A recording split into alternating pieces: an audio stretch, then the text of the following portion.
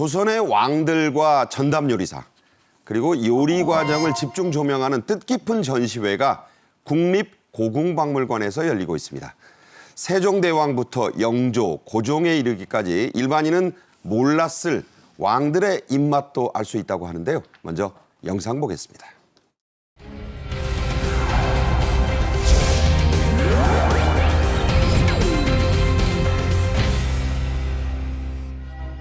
임금님의 수라상은 이렇게 산의 진미보다 건강을 북돋우는 음식들로 차려졌습니다.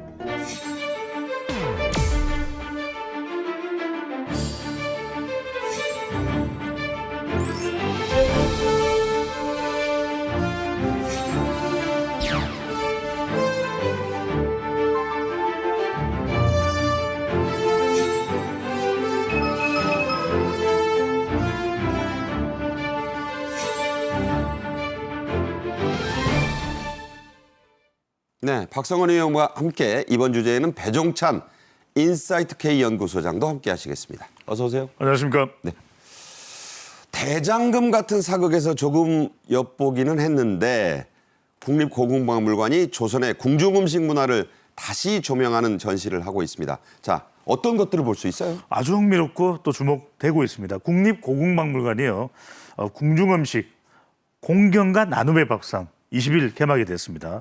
많은 분들이 가보시고 싶다는 생각이 들 수밖에 없을 것 같은데 바로 대장금입니다. 궁중 음식 관련 200여 점의 유물, 또 재현한 수라상, 그리고 영상 자료까지 전시가 되니까요. 정말 흥미진진할 것으로 보입니다. 왕의 수라상이죠. 그러니까 당대 최고의 요리사가 최고의 식재료로 요리한 그 음식들이 그대로 또 재현이 됩니다. 네. 그러다 보니까 많은 분들이 좀 든든히 드시고 가셔야 될 것 같아요. 저 듣기만 해도 식욕이 돌아요. 그러니까요. 막 군침 흘릴 수밖에 없을 것 같은데 이런 상황에 이 내용들이 쫙 전개돼서 공개가 되는 것입니다. 네, 조선의 마지막 왕이었고 대한제국의 첫 황제였던 고종의 생일상이 그대로 전시돼 있다는데, 자, 요리 가지수가 60개가 넘어요. 예, 무려 그 63가지 이렇게 실제로 보면 이제 세자와 대신들이 술을 한 잔 따를 때마다 헌작이라고 그러는데 이때마다 7개의 찬으로 구성된 안주상을 새로 올리도록 이렇게 조치를 했답니다. 그래서 이 행사는 이제 1892년에 고종의 즉위 30주년이자 41세 생일상 때 차려졌던 이 상인데요. 이렇게 해서 이제 안주상 9번에 무려 63가지의 요리가 올라왔던 이것을 이제 볼 수가 있습니다. 그래서 이 안주상에는 신선로, 해삼전, 완자탕, 생전 복회 이런 것들이 다 포함이 되어 있는데 고궁박물관의 설명에 따르면 이러한 9번이나의 보는 이런 술상은 궁중잔치에서도 유래를 찾아보기 어려운 아주 드문 예라고 합니다. 안주를 9번이나 갈았다고 하니까 그 궁궐잔치의 호화로움이 어땠을지 짐작이 되실 것 같아요. 조선시대 궁중잔치 음식은 외 소주방, 소주방이 바깥에도 있고 안에도 있습니다. 거기서 담당했다고 합니다. 그 과정을 재현했는데요. 잠깐 보겠습니다. 이곳은 외소주방입니다. 궁중에서 자주 벌어지는 의례나 제례에 쓰여지는 임금님의 윤허를 받아서 모든 음식을 준비하고 조리하는 곳입니다. 숭어찜, 해삼찜, 각색만두, 어만두 등의 숙실가루는 한자에 해당하는 조란, 율란, 강란이 설교 중에 있고 과일로는 7채 이르도록 쌓았습니다. 이것이 궁중의 잔치 음식입니다. 화려하죠? 양도 만만치 않고요. 이 별식들 좀 보십시오. 색깔이며 모양새며 품격이 다르죠? 네, 맛도 맛이지만 이 보는 것만으로도 즐겁다는 그런 분들이 많습니다. 이런 특별한 잔치가 아니라 평소에 왕이 하는 식사, 왕후와 함께하는 식사, 여러분도 잘 아실 거예요. 수라라고 했습니다. 네. 자, 이 수라상 차림 보통 일이 아니었겠죠. 그렇죠. 수라라는 의미가 임금에게 올리는 밥상, 그래서 이제 높여서 부르는 의미가 바로 수라상입니다. 근데 이제 조선시대의 왕은 몇 끼를 먹었을까요? 오, 5끼라고 나오네요. 네. 저는 그보다 더 많이 먹지만 제가 뭐 왕이라서 그런 건 아닙니다. 배가 네. 고팠어요. 근데 이제 뭐 이런 아침 또 잠자리에 들기 전에 이제 간단하게 먹는 것까지 포함을 해서 이제 하루 5끼가 되는데 오전 10시와 오후 5시가 말 그대로 이제 정찬이 제대로 차려지는 겁니다. 아, 점심이 그렇네요. 그렇죠. 든든한 식사를 오전 10시와 오후 5시 하는데 이 수라상의 의미가 전국에서 이제 식재료가 올라오니까 이걸 통해서 임금은 공경이 담겨 있는 이 수라상의 식재료들을 보고서 백성들의 삶을 이해를 했다. 아, 많이 올라오면 풍년이고. 그렇죠. 네. 그러면 어느 지역은 어떻다, 상태가 어떻다 이런 걸 보고서 이제 감지할 수 있었다는 것이고요. 가뭄이나 태풍 바로 백성들이 고통스러운 때 아니겠습니까? 그렇죠. 이때는 진상 이 식재료를 올리는 것을 면제해주거나 반찬에 가지수를 줄여서 고통을 분담을 했다고 합니다. 네. 조선 왕들의 이 수라상은 안에 있는 방이란 뜻의 소주방, 내소주방이 전담을 했다고 하는데요. 그 요리 과정도 재현이 됐습니다. 역시 잠깐 보겠습니다. 이곳이 바로 임금님의 수라상을 담당하는 내소주방입니다. 임금님께서는 하루 총 5개의 수라를 드셨습니다. 맛과 영양이 풍부한 음식으로 건강을 유지케 하려는 의도죠. 자, 드디어 임금님의 밥상입니다. 죽에다 국수, 12첩 상차림도 담백한 음식들입니다. 임금님의 수라상은 이렇게 산의 진미보다 건강을 북돋우는 음식들로 차려졌습니다.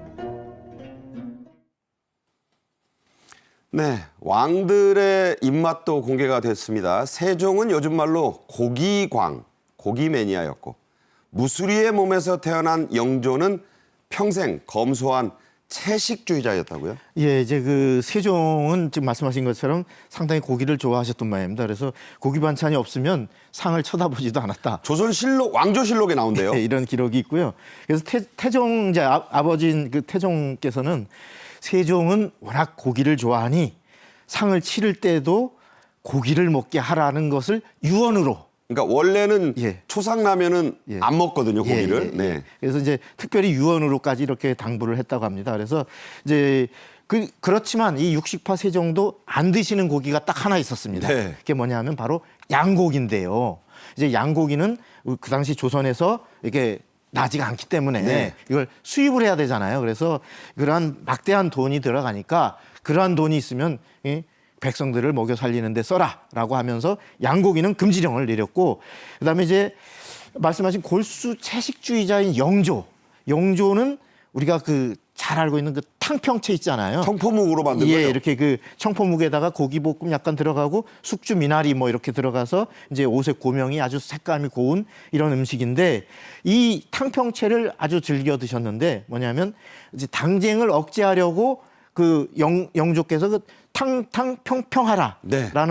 그 말에 줄인 게 우리가 탕평책이지 않습니까? 이름이 바뀌었어요, 그래서. 예, 그래서 이제 탕평채인데 탕평 정책을 폈는데 이 청포묵에다가 다른 재료들과 잘 보기 좋게 버무려진 이러한 요리를 바로 그래서 탕평채로 명명을 했다고 합니다. 채식과 탕평채를 즐겨 드신 영조, 조선 왕들 가운데서 가장 장수하셨고요. 왕을 52년 넘게 재위했습니다. 갖가지 사연을 가졌던 조선 왕들에게 요즘 말로 소울푸드도 또 있었다고 하는데 어떤 것들이죠? 그러니까 이제 영혼의 음식이 있는 겁니다. 네. 그러니까 신 세 가지 뭐 이렇게 있어도 이게 맛있는 게 아닌 겁니다. 네. 자기가 정말 좋아하는 그런 음식은 따로 있었던 것인데 강화도에서 강화도령이라고 그러죠. 지게 작대기 두드렸던 이 철종은 수라상도 별로인 거예요. 그 맛이 없다고 그랬대요. 그렇죠. 왜냐하면 자기가 이 강화도에 있을 때 이 먹었던 시래기로 끓인 된장국, 시래기국이죠. 그게 너무 맛있었던 겁니다. 고향의 맛이군요. 그러니까 다른 거 치워라. 얼른 나에겐 시래기국을 가져오너라. 이랬다라는 겁니다. 철종이.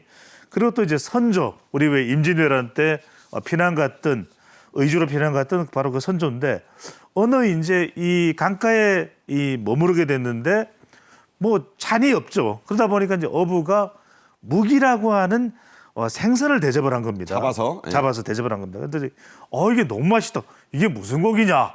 이 고기를 어느라고 이름을 불러라. 그러니까 배가 고파서 맛있었던 거예요. 그랬죠. 그러니까 사실은 이 생선이 그렇게 맛있는 생선은 아니거든요. 그러니까 별 소득이 없는 일을 했을 때 우리가 말짝 에이, 도루묵이네. 말짱 도루묵. 예. 바로 거기서 유래가 돼서 이 황궁을 해서도 이제 선조가 맛을 보니까 이제는 모든 게 피난 어려운 길이 아니잖아요. 별로 맛이 없는 거예요. 그래서 이게 도루묵으로 불러라 이렇게 얘기하면서 이제 도루묵이 됐죠. 여러분도 많이 아시는 일화인데 사람의 입맛이라는 게 그렇습니다. 왕들도 마찬가지였던 것 같습니다. 왕들의 까다로운 입맛을 맞춰주던 셰프들을 숙수, 그중에 수석 요리사를 대령 숙수라고 불렀다고요? 그렇죠. 요즘에 흑백 요리사 같은 아주 큰 인기인데 에도드리 같은 사람. 그렇죠. 에드워드리죠. 그러니까 조선의 미슐랭 한 5스타쯤 될 것 같은데 셰프는 미슐랭은 스타가 3가지밖에 없어요. 뭐 이제 제가 더 붙인 거죠. 아, 그런가요? 네네. 그래서 이 대령 숙수라고 하는데 임금 수라상을 전담하는 이제 요리사입니다. 대령 숙수의 후계자 자리를 놓고 이제 요리 대결을 하게 되는데 바로 이제 허영만 하백의 이 식객이라고 하는 만화에도 그게 잘 나타나는데 이름이 말 그대로 숙수입니다. 수석 요리사. 궁중장치의 음식을 만드는 요리사인데 외소주방에 아까 우리가 외소주방, 내소주방 설명드렸죠. 그 남자 셰프를 일컫는 명칭입니다. 네. 조선의 마지막 대령 숙수가 독립해서 지금의 광화문 근처에 최초의 근대식 식당 명월관을 차린 일화도 유명합니다. 자, 왕실 음식 준비는 육체적으로 매우 고된 일이었죠. 그래서 사극을 보면 뭐 대장금도 그렇고 순 그 여성 나인들이었던 것 같은데 현실은요 좀 달랐다고 합니다. 왕실 수락관의 남녀 비율 뭐 반대였다고요? 남자가 압도적으로 많습니다. 네. 그런 이유는 뭐냐면 방금 전에 우리 박님께서 말씀하셨는데 대장금이라는 드라마를 보면 그 나인들이 이 궁중에 이 외소주방 내수면 나인들이 굉장히 여성이 많은 것처럼 나오는데 실제로는 아주 고된 그런 육체 노동입니다. 그러다 보니까 경국대전을 보면 실제 수락관의 성비는 남자가 15, 여자가 1 정도였다. 조선 뭐 여자가 거의 없네요. 그러니까요. 조선 후기 그럼 들어서 사극 다시 만들어야 되는 거 아니에요? 뭐 그건 또 사극은 사극인데 네, 그죠? 약간의 또 픽션이 들어갔습니다. 만두, 국수, 한가 등으로 숙수 업무도 좀 세분화되는 그런 게 있었고 전문 분야가 나눠지죠. 왕실 숙수 출신은 강화문에 아까 말씀하셨던 명월관을 창업해서 조선 최초의 근대 식당을 열기도 했었다고 합니다. 네, 역사와 드라마는 다소 차이가 있다는 점. 이 국립고궁박물관 전시회에 가시면 새롭게 알 수 있는 그런 일들이 많겠다고 저도 생각이 됩니다. 자, 다음 주제로 가겠습니다. 내년부터요, 5월에 새로운 국가기념일이 2개나 생깁니다. 아까 저희가 설명드린 세종대왕도 관계가 있는데요. 자, 어떤 날들이죠? 예, 이제 그 5월 15일이 세종대왕 나신날. 예? 탄신일. 예, 그러니까 한글이니까 네, 나신날. 세종대왕 나신날로 이렇게 하고 5월 27일은 우주항공의 날로 이렇게 지정이 되는 바로 각종 기념일 등에 관한 규정이 지난 19일 날 국무회의를 통과를 했습니다. 그래서 이제 되는데 아마 여기서 궁금한 게 5월 15일이 세종대왕 나신날이다라는데 이건 물론 1397년 세종대왕 탄신일을 이제 양력으로 따져서 이걸 기념하는 날로 됐습니다만 아마 시청자 여러분께서는 10월 9일 날 한글날이 있는데 라는 생각이 드실 겁니다. 바로 그 한글날은 이제 훈민정음 창제를 기념하는 법정 공휴일이고 이 세종대왕의 업적이 한글 창제 말고도 경제, 사회, 국방, 문화 다방면에 걸쳐서 많잖아요. 네. 그래서 이 그 업적을 기리면서 바로 애민, 자주, 희종 정신을 계승 발전시키기 위한 기념일로 이건 공휴일은 아닙니다. 네. 기념일로 이렇게 만들어서 행사를 치르겠다라고 하는 것이 이제 문체부의 설명입니다. 그리고 이제 5월 27일 우주항공의 날은 아시다시피 지난 5월 27일 날 바로 우주항공청의 역사적인 개막을 우리가 설립을 했지 않습니까? 출범했죠. 예, 네. 그래서 이걸 계기로 우주항공에 대한 어떤 국민적 관심을 높이자라는 취지에서 바로 지정을 한 겁니다. 네. 자, 이렇게 5월에 두 날이 노는 날은 아닙니다, 여러분. 국가기념일이 내년부터 된다. 자, 세종대왕, 여러분이 너무 잘 아시는 그런 훌륭한 왕이신데 과학 분야 업적은 많이 아실 거예요. 근데 이분이 사회복지 분야에서도 많은 업적을 남겼죠. 그렇습니다. 과학자이자 또 복지 대왕이기도 합니다. 그러니까 우리가 세종대왕들을 생각해 보면 앙부일구, 그 다음에 자경루, 처구기, 장형실 기억나실 겁니다. 농사 직설들을 편찬하면서 진두지휘했다. 말 그대로 과학자입니다. 요즘 같았으면 노벨상을 몇 개를 다 탔을 겁니다. 조선에 맞는 역법을 연구하기 위해 명나라로도 인재를 또 많이 파견하게 되고 네. 요즘으로 치면 유학을 보낸 겁니다. 그리고 이제 세종대왕은 이 복진대 관청의 노비의 출산휴가가 7일밖에 주어지든 아니 말이 되느냐 100일을 주어라. 그러니까 저거 깜짝 놀랐어요. 관청 그러니까요. 노비에게. 그러니까 저출생 대응을 이미 그때는 뭐 저출생은 아니었겠지만 한 것이죠. 세종대왕은 또 산모를 돌보게끔 남편 육아휴직입니다. 남편에게도 30일의 출산휴가를 부여했다라는 겁니다. 아, 그게 저 500년 전 이상 전의 얘기니까. 그러니까 이게 타임머신을 타고 세종대왕이 왔다 갔다 한 거 아니냐라는 생각이 들 정도입니다. 네. 자, 이런 분의 나신 날을 내년부터는 국가기념일로 한다 이런 말입니다. 이 우주항공의 날 얘기를 좀 하겠습니다. 자, 어떤 의미가 담겨 있는지 상세한 설명 부탁드립니다. 예, 이제 정부는 우주항공 5대 강국의 실현을 목표로 내걸었습니다. 그리고 이를 추진하기 위해서 우주항공청 7대 추진 전략이라는 것도 제시를 했습니다. 예, 한마디로 핵심을 말하자면은 현재는 이제 R&D 위주로 이루어지고 있는 우주항공 정책을 산업 중심의 육성으로 발전시켜 나가겠다는 것이고요. 그래서 2045년에 가면 세계 시장의 10% 한 420조 원을 차지하는 그 점유율을 달성하는 것을 목표로 하고 있습니다. 그래서 이를 위해서 정부 또 출연연 중심으로 이루어지고 있는 현재의 R&D도 민간 중심으로 민간 역할을 확대해 나가면서 또한 각종 국제적인 협력 프로젝트를 적극 확대해서 우리가 우주 항공의 중심 국가로 발돋움하겠다라는 것이 이번 그 7대 전략의 내용이라고 할 수 있겠습니다.